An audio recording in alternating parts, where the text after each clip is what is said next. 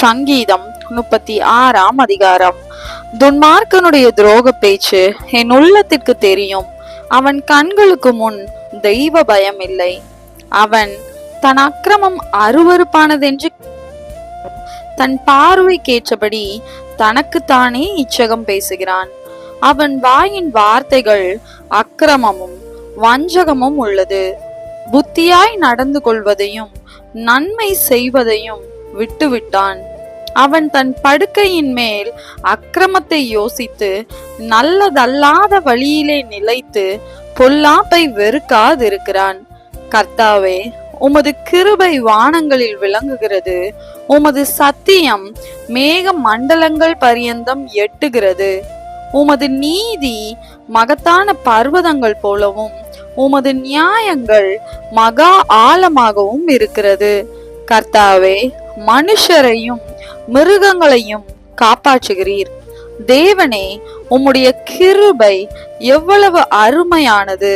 அதனால் மனுபுத்திரர் உமது செட்டைகளின் நிழலிலே வந்தடைகிறார்கள். உமது ஆலயத்தில் உள்ள சம்பூரத்தினால் திருப்தி அடைவார்கள்.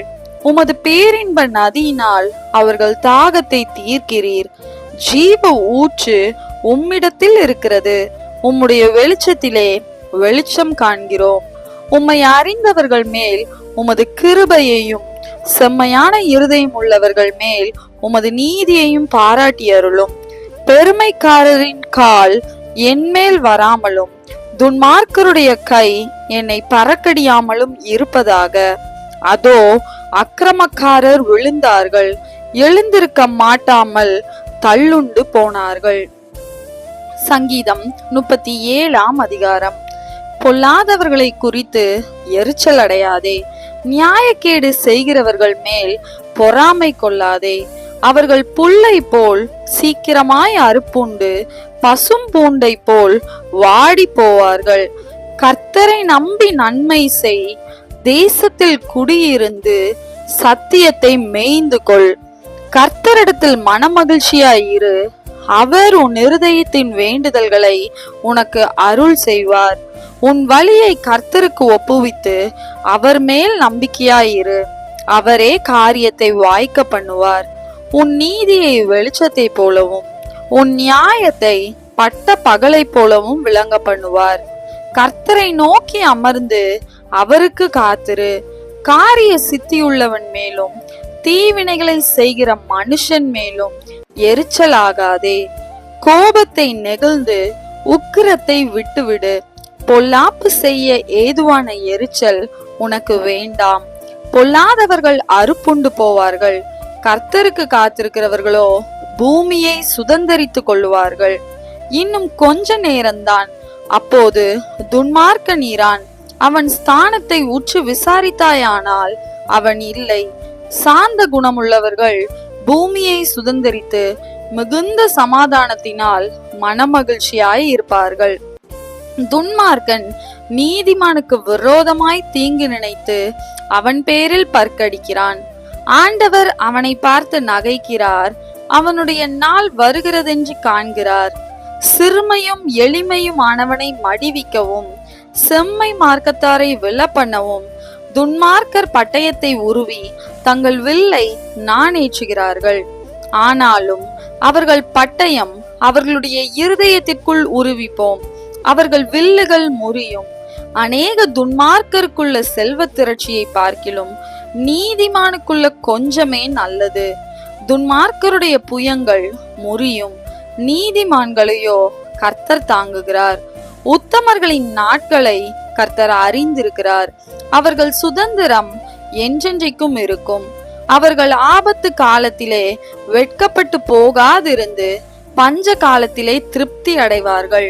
துன்மார்க்கரோ அழிந்து போவார்கள். கர்த்தருடைய சத்துருக்கள் ஆட்டுக்குட்டிகளின் நினத்தை போல் புகைந்து போவார்கள்.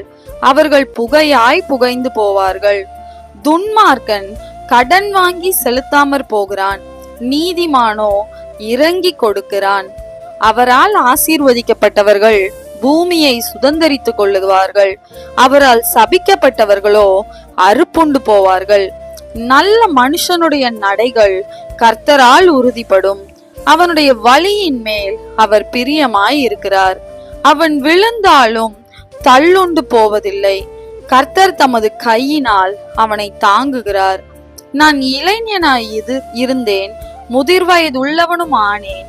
ஆனாலும் நீதிமான் கைவிடப்பட்டதையும் அவன் சந்ததி அப்பத்துக்கு இறந்து திரிகிறதையும் நான் காணவில்லை. அவன் நித்தம் இறங்கி கடன் கொடுக்கிறான். அவன் சந்ததி ஆசீர்வதிக்கப்படும். தீமையை விட்டு விலகி நன்மை செய், என்றென்றைக்கும் நிலைத்திருப்பாய். கர்த்தர் நியாயத்தை விரும்புகிறவர். அவர் தமது பரிசுத்தவான்களை கைவிடுவதில்லை. அவர்கள் என்றைக்கும் காக்கப்படுவார்கள். துன்மார்க்கருடைய சந்ததியோ அறுப்புண்டு போம். நீதிமான்கள் பூமியை சுதந்தரித்துக் கொண்டு என்றைக்கும் அதிலே வாசமாய் இருப்பார்கள். நீதிமானுடைய வாய் ஞானத்தை உரைத்து அவனுடைய நாவு நியாயத்தை பேசும். அவனுடைய தேவன் அருளிய வேதம் அவன் இருதயத்தில் இருக்கிறது. அவன் நடைகளில் ஒன்றும் பிசகுவதில்லை. துன்மார்க்கன் நீதிமான் மேல் கண் வைத்து அவனை கொல்ல வகை தேடுகிறான்.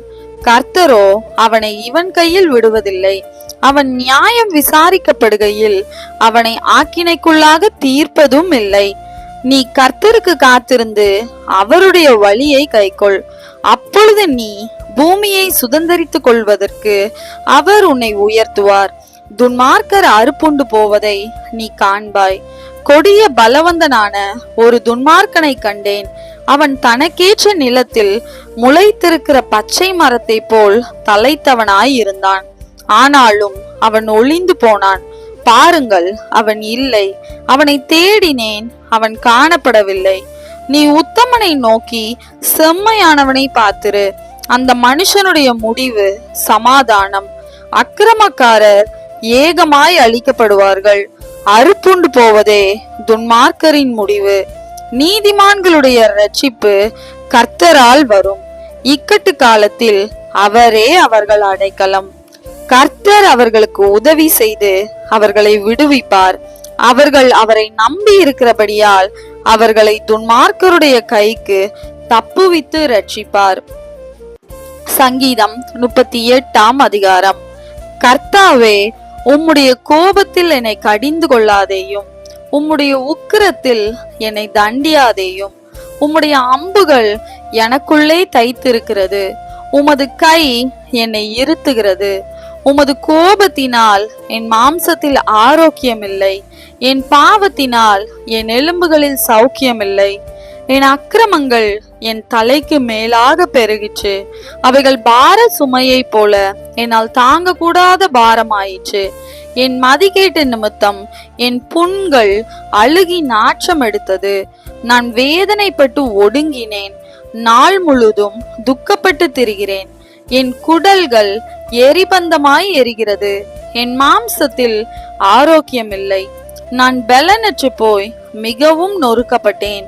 என் இருதயத்தின் கொந்தளிப்பினால் கதறுகிறேன். ஆண்டவரே, என் ஏங்கள் எல்லாம் உமக்கு முன்பாக இருக்கிறது. என் தவிப்பு உமக்கு மறைவாய் இருக்கவில்லை. என் உள்ளம் குழம்பி அலைகிறது.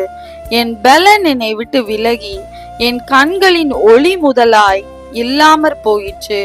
என் சிநேகிதரும் என் தோழரும் என் வாதையை கண்டு விலகுகிறார்கள். என் இனத்தாரும் தூரத்திலே நிற்கிறார்கள்.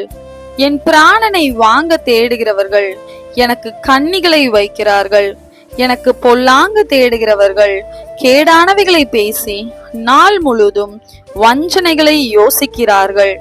நானோ செவிடனை போல கேளாதவனாகவும் ஊமையனை போல வாய் திறவாதவனாகவும் இருக்கிறேன். காது கேளாதவனும் தன் வாயில் மறு உத்தரவுகள் இல்லாதவனுமாய் இருக்கிற மனுஷனை போலானேன். கர்த்தாவே, உமக்கு காத்திருக்கிறேன். என் தேவனாகிய ஆண்டவரே, நீர் மறு உத்தரவு கொடுப்பீர். அவர்கள் என் நிமித்தம் சந்தோஷப்படாதபடிக்கு இப்படி சொன்னேன். என் கால் தவறும் போது என் மேல் பெருமை பாராட்டுவார்களே.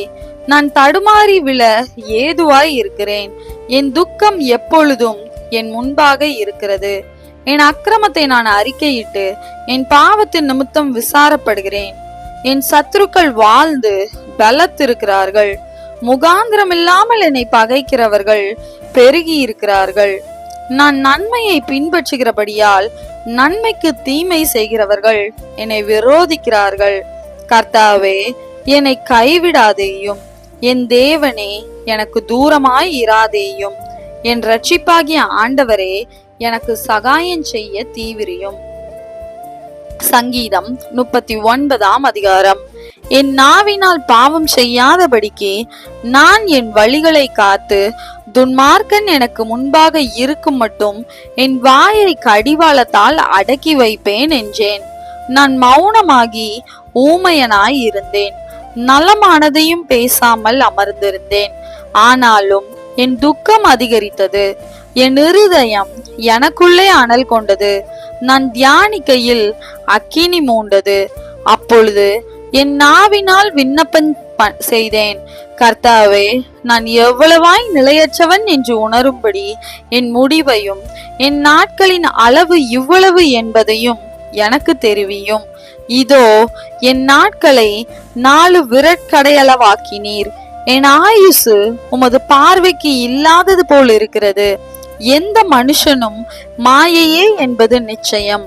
வேஷமாகவே மனுஷன் திரிகிறான், விருதாவாகவே சஞ்சலப்படுகிறான். ஆஸ்தியை சேர்க்கிறான், யார் அதை வாரிக்கொள்ளுவான் என்று அறியான். இப்போதும் ஆண்டவரே, நான் எதற்கு எதிர்பார்த்திருக்கிறேன்? நீரே என் நம்பிக்கை. என் மீறுதல்கள் எல்லாவற்றிலும் இருந்து என்னை விடுதலையாக்கும். மூடனுடைய நிந்தனைக்கு என்னை ஒப்புக்கொடாதேயும். நீரே இதை செய்தீர் என்று நான் என் வாயை திறவாமல் மௌனமாய் இருந்தேன். என்னிலிருந்து உம்முடைய வாதையை எடுத்து போடும். உமது கரத்தின் அடிகளால் நான் சோர்ந்து போனேன். அக்கிரமத்தின் நிமித்தம் நீர் மனுஷனை கடிந்து கொண்டு தண்டிக்கிற போது அவன் வடிவை பொட்டரிப்பை போல் அழிய பண்ணுகிறீர். நிச்சயமாக எந்த மனுஷனும் மாயையே. கர்த்தாவே, என் ஜபத்தை கேட்டு என் கூப்பிடுதலுக்கு செவிகொடும். என் கண்ணீருக்கு மௌனமாய் இராதேயும். என் பிதாக்கள் எல்லாரையும் போல நானும் உமக்கு முன்பாக அந்நியனும் பரதேசியுமாய் இருக்கிறேன். நான் இனி இராமற் போகும் முன்னே தேறுதல் அடையும்படி என்னிடத்தில் பொறுமையாய் இரும். சங்கீதம் 40ஆம் அதிகாரம். கர்த்தருக்காக பொறுமையுடன் காத்திருந்தேன். அவர் என்னிடமாய் சாய்ந்து என் கூப்பிடுதலை கேட்டார். பயங்கரமான குழியிலும் உளையான சேற்றிலும் இருந்து என்னை தூக்கி எடுத்து என் கால்களை கண்மலையின் மேல் நிறுத்தி என் அடிகளை உறுதிப்படுத்தி நமது தேவனை துதிக்கும் புது பாட்டை அவர் என் வாயிலே கொடுத்தார். அநேகர் அதை கண்டு பயந்து கர்த்தரை நம்புவார்கள். அகங்காரிகளையும் பொய்யை சார்ந்திருக்கிறவர்களையும் நோக்காமல் கர்த்தரையே தன் நம்பிக்கையாக வைக்கிற மனுஷன் பாக்கியவான். என் தேவனாகிய கர்த்தாவே, நீர் எங்கள் நிமித்தம் செய்த உம்முடைய அதிசயங்களும் உம்முடைய யோசனைகளும் அநேகமாய் இருக்கிறது. ஒருவரும் அவைகளை உமக்கு விவரித்து சொல்லி முடியாது. நான் அவைகளை சொல்லி அறிவிக்க வேண்டுமானால் அவைகள் எண்ணிக்கைக்கு மேலானவைகள். பலியையும் காணிக்கையையும் நீர் விரும்பாமல் என் செவிகளை திறந்தீர். சர்வாங்க தகன பலியையும் பாவ நிவாரண பலியையும் நீர் கேட்கவில்லை. அப்பொழுது நான், இதோ வருகிறேன், புஸ்தக சுருளில் என்னை குறித்து எழுதி இருக்கிறது. என் தேவனே, உமக்கு பிரியமானதை செய்ய விரும்புகிறேன். உமது நியாய பிரமாணம் என் உள்ளத்திற்குள் இருக்கிறது என்று சொன்னேன். மகா சபையிலே நீதியை பிரசங்கித்தேன். என் உதடுகளை மூடேன். கர்த்தாவே, நீர் அதை அறிவீர். உம்முடைய நீதியை நான் என் இருதயத்திற்குள் மறைத்து வைக்கவில்லை. உமது சத்தியத்தையும் உமது இரட்சிப்பையும் சொல்லி இருக்கிறேன். உமது கிருபையையும் உமது உண்மையையும் மகா சபைக்கு அறிவியாதபடிக்கு நான் ஒளித்து வைக்கவில்லை. கர்த்தாவே, நீர் உம்முடைய இரக்கங்களை எனக்கு கிடையாமற் போக பண்ணாதேயும். உமது கிருபையும் உமது உண்மையும் எப்பொழுதும் என்னை காக்க கடவது. எண்ணிக்கைக்கு அடங்காத தீமைகள் என்னை சூழ்ந்து கொண்டது. என் அக்கிரமங்கள் என்னை தொடர்ந்து பிடித்தது. நான் நிமிர்ந்து பார்க்க கூடாது இருக்கிறது.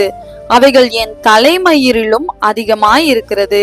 என் இருதயம் சோர்ந்து போகிறது. கர்த்தாவே என்னை விடுவித்தருளும். கர்த்தாவே எனக்கு சகாயம் பண்ண தீவிரியும். என் பிராணனை அழிக்க தேடுகிறவர்கள் ஏகமாய் வெட்கி நாணி எனக்கு தீங்கு செய்ய விரும்புகிறவர்கள் பின்னிட்டு லட்சை அடைவார்களாக. என் பேரில் ஆ ஆ ஆ ஆ என்று சொல்லுகிறவர்கள் தங்கள் வெட்கத்தின் பலனை அடைந்து கைவிடப்படுவார்களாக. உம்மை தேடுகிற அனைவரும் உமக்குள் மகிழ்ந்து சந்தோஷப்படுவார்களாக.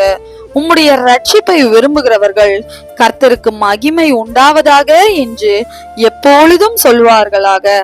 நான் சிறுமையும் எளிமையுமானவன், கர்த்தரோ என் மேல் நினைவாய் இருக்கிறார்.